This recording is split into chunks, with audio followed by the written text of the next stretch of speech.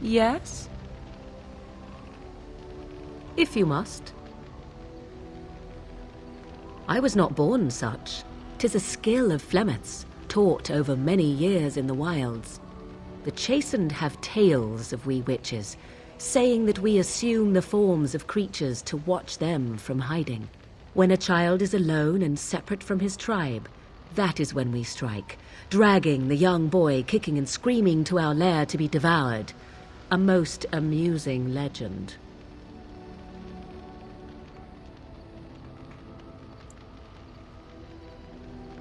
Oh, I truly doubt that children would be worth the effort.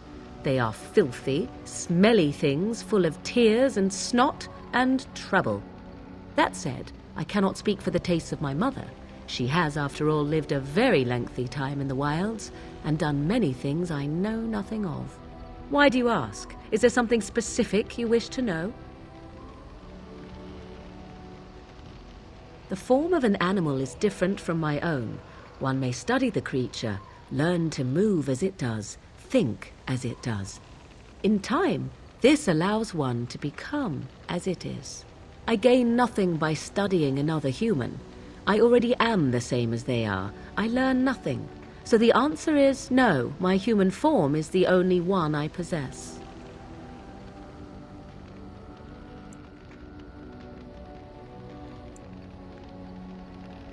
No? 'Tis not unheard of in the remote corners of the world.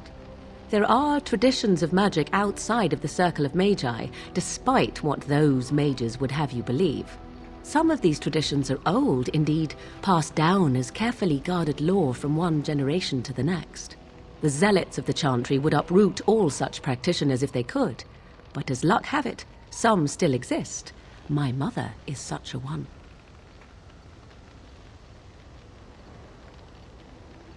Not all apostates use the forbidden blood arts.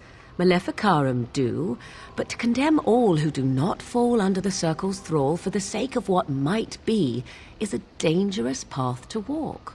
There are those who look on the word apostate as meaning freedom. There were nights when the wilds called to me, 'tis true. You look upon the world around you and you think you know it well. I have smelled it as a wolf, listened as a cat, prowled shadows that you never dreamed existed.